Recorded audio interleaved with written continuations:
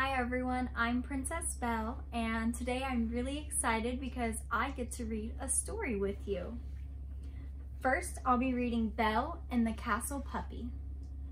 Belle was strolling through the castle garden one chilly spring day when she heard a whimpering sound. A puppy was huddled outside the castle gates. He looked cold and dirty. "Oh, you poor thing," Belle cried. "Let's get you warmed up and fed." She wrapped the puppy in her red cloak and hurried to the castle. Belle and the enchanted objects gave the puppy a bath. The coat rack brought the towel. When he was clean and dry, the puppy ate a bowl of warm stew. "He's so cute. I hope we can keep him," Chip the teacup explained. All the enchanted objects were happy to have a guest, but the Ottoman remembered when he had been a real dog, just like the puppy. What if Belle and the Beast liked this dog better? The Ottoman tried to get the princess's attention. With a funny little grr, he raced around the kitchen, but no one noticed. A moment later, the puppy barked at the door. "Do you want to go out and play?" Belle asked. As Belle and the others followed the puppy outside, they didn't see the Ottoman slink out behind them and walk in a different direction. They laughed as Belle threw sticks for the puppy to fetch. The Beast walked up to Belle a while later. "Someone has dug up my roses," he exclaimed. Then the Beast saw the puppy. "Did that dog ruin my garden? Get rid of him, now!" The Beast roared as he stomped away. A moment later, the Ottoman ran past Belle and the others. His legs were muddy. "The Ottoman dug up the garden," Belle exclaimed. "But why?" asked Lumiere, the candlebrum. As Belle watched the Ottoman chase after the Beast, she suddenly understood.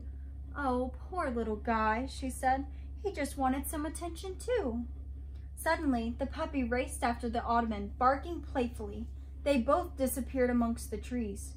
"What if they don't catch up to the Beast? They'll get lost," Belle exclaimed. "I have to bring them back safely." "But it's getting dark," Miss Potts protested. Belle looked at the long shadows creeping up through the forest. Clutching her cloak tightly, she took a deep breath and started toward the trees. "Wait," Lumiere called to Belle. "I'll come and light your way." "Thank you," Belle said as she picked up the candlebrum. "I'm glad you're coming." "Me too, I think," Lumiere replied, but his flames flickered nervously. Belle walked along the path. She had come this way before. "Puppy! Ottoman!" she yelled. She hoped that they had met up with the Beast. She was looking forward to returning to the castle. A moment later, something rustled in the bushes. "What is that?" Lumiere whispered. "I hope it's just squirrels," Belle answered. "They must be very big squirrels," Lumiere replied. Belle picked up a large stick. Then she and Lumiere walked on, calling for the puppy and the Ottoman. Belle realized that the puppy and the Ottoman had gotten lost. She was determined to find them. A short while later, Belle heard loud barking. "I think we found them," Lumiere exclaimed. Belle followed the sound until she came into a clearing. The Ottoman and the puppy stood under an enormous tree. The puppy was growling and barking loudly. "What's wrong?" Belle wondered aloud. Then she looked around and gasped. A large wolf was sitting right next to them. "The puppy is protecting the Ottoman," Lumiere exclaimed. "He's too small to stop a wolf for that long," Belle yelled. "He needs help." Quickly, Belle put Lumiere on the ground and lit the stick she had been carrying. She ran towards the wolf, swinging it.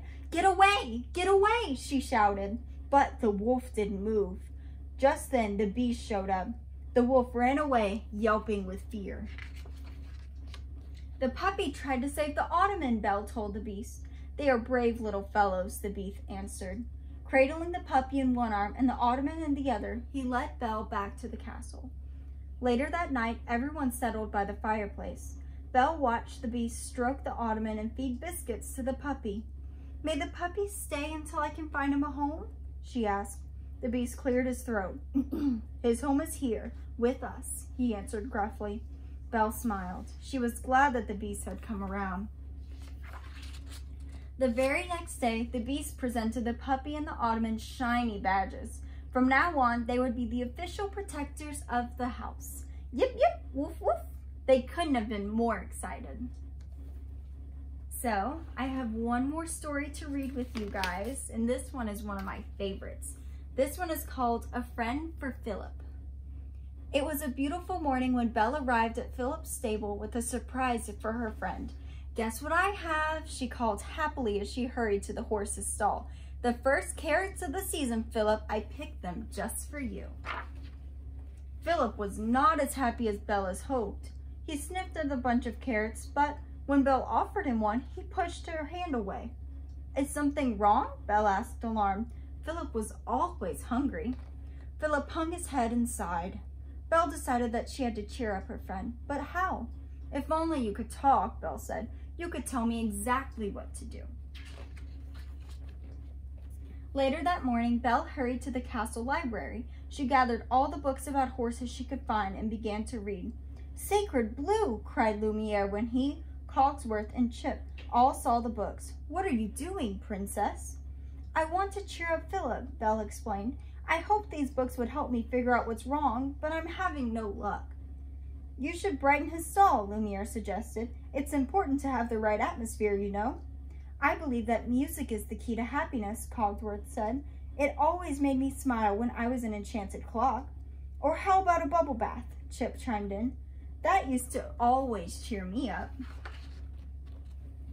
Belle decided to give each idea a try. First, she and Lumiere decorated Philip's stall. They covered the walls with wallpaper and sprinkled flower petals on the floor. They piled pillows in the corners, hung curtains on the windows, and strung up beaded garlands. For a final touch, they hung a chandelier from the ceiling. "Voila!" Lumiere exclaimed. "What more could a horse ask for?"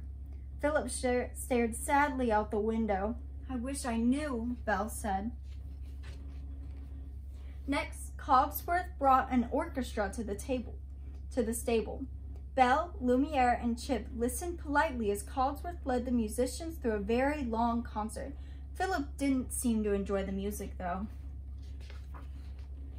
Finally, Belle saw to it that Philip was treated to a bubble bath fit for a king. "If it doesn't make him smile," Belle told Chip, "I don't know what will." In the end, although he was shiny and sweet-smelling, Philip was still glum, and Belle was still puzzled. "Maybe the prince will know what to do," Chip suggested. Belle thought that was an excellent idea. She found the prince in his study and explained everything to him. "I wish I knew what Philip wanted," she cried. "Do you have any suggestions?" The prince thought for a moment. "Maybe a walk would do him good," he said. "That always used to cheer him up." "Of course," Belle agreed. "That's a wonderful idea." Bright and early the next morning, Belle changed into her riding clothes and fetched Philip. She led him to the edge of the forest where the royal orchards begin. The sight of all the delicious fruit gave Belle an idea. "Would you like an apple?" the princess asked. "Go ahead and choose one."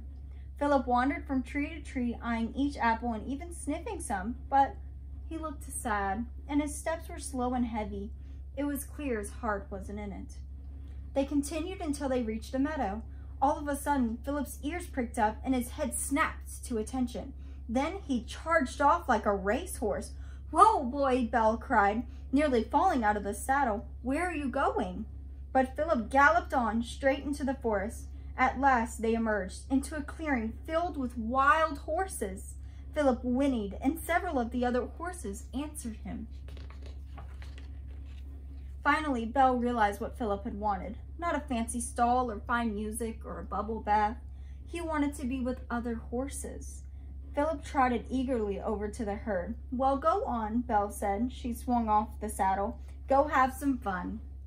Soon Philip was playing with one of the other horses. The two horses chased each other around the clearing and found a patch of delicious grass.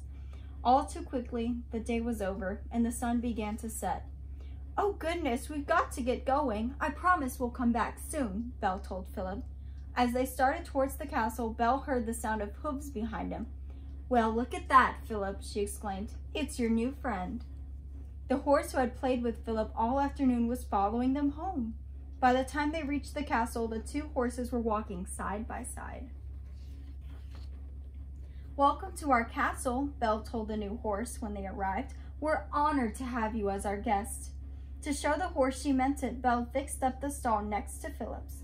"There," she said when she was through. "Now this looks like a stable where a horse or two could live happily ever after."